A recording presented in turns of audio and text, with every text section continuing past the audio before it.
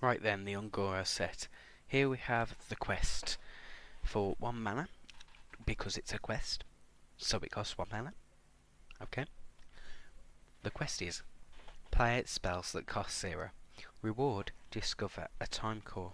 Now those cost 0 spells that can be already in your deck, that can be from your hero power, that can be from your opponent's deck that you've stolen. Just any spell that costs 0, you've got to play 8 of them. Job's a good one.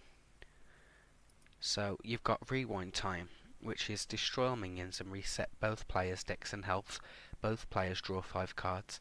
Now this is kind of like a better, bigger tree of life, and it's for situations where you've managed to survive till the late game, but you know you're gonna lose, sort of thing, like against big control decks. Like currently there's that priest with the Raza and the Death Knight and all that. That's a good example, or control warlock, something like that, something that has a crazy late game and you know you're going to lose if you carry on, so you need to restart and do things differently and hope for the better draws.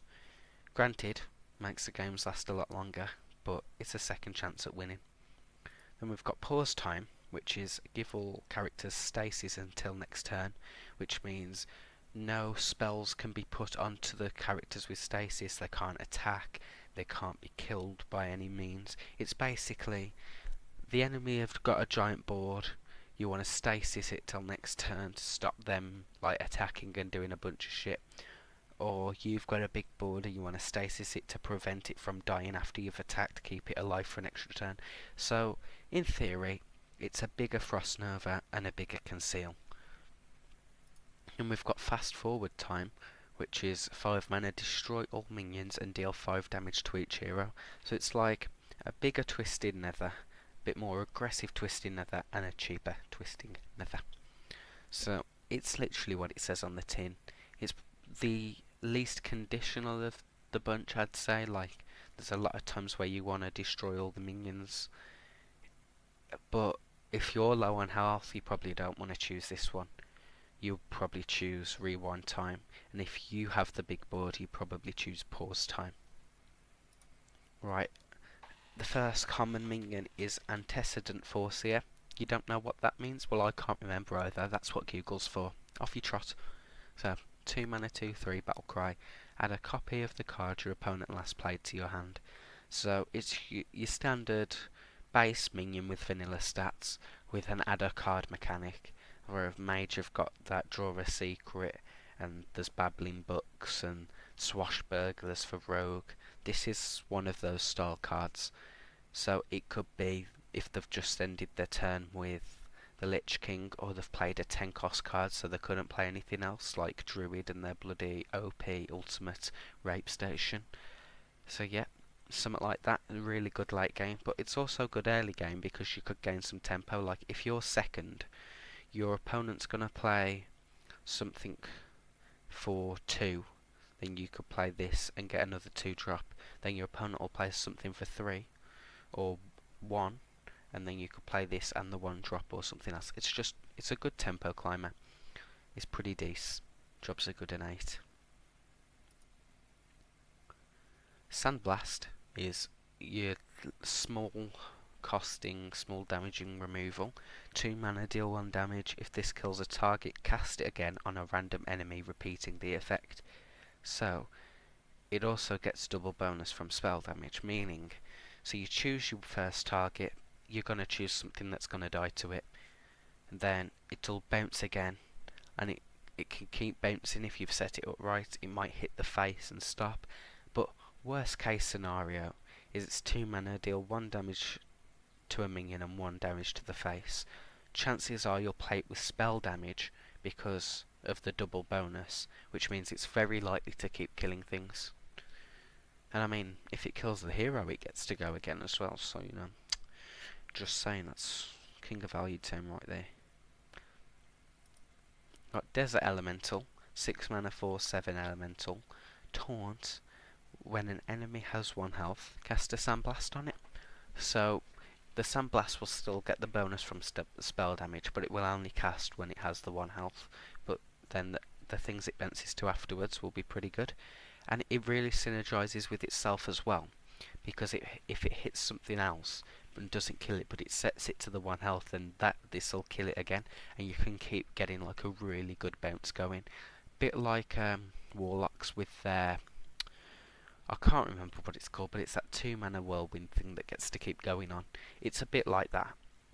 So yeah, it's a strong body. You've only lost 2 attack to gain that spell, and you can get repetitive like casts of it.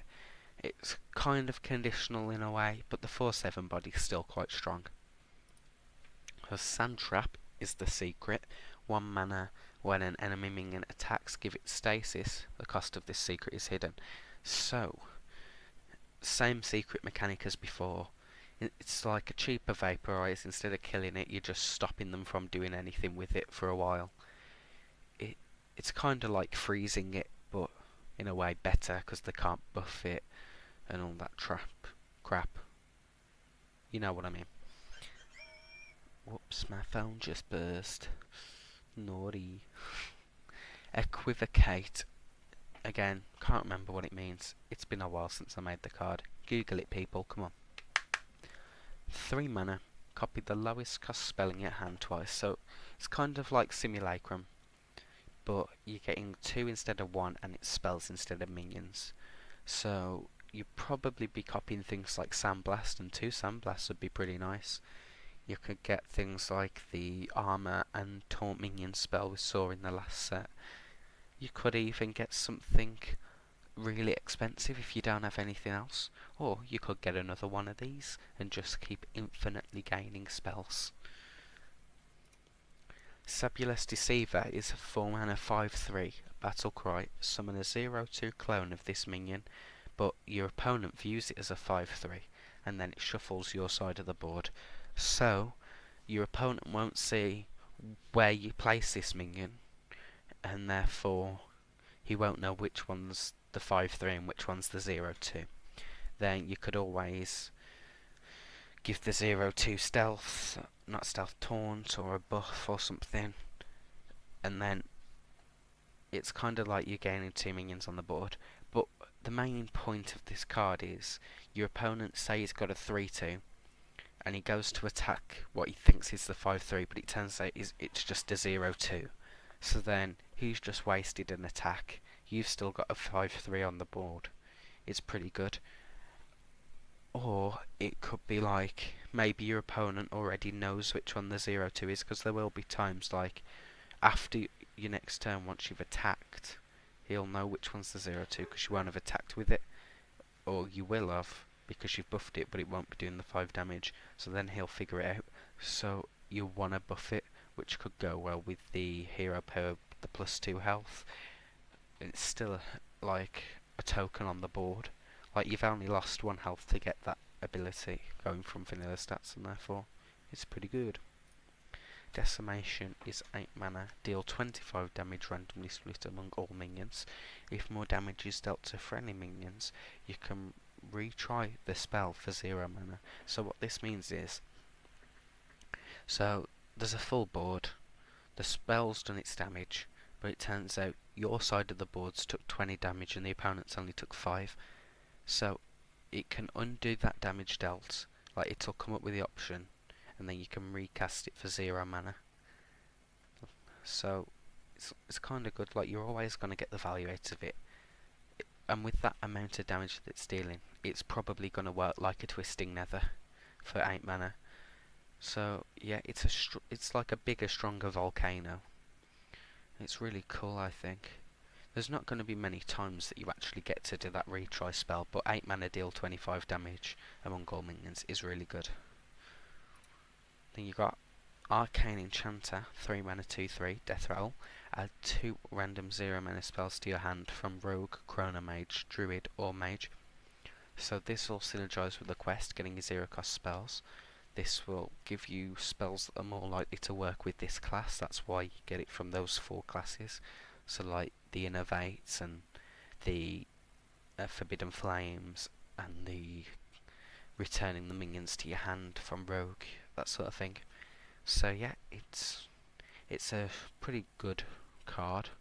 It's a bit slow because it's on the Death Rattle, but Shimmering Tempest saw play, so maybe this will too, especially in the quest deck.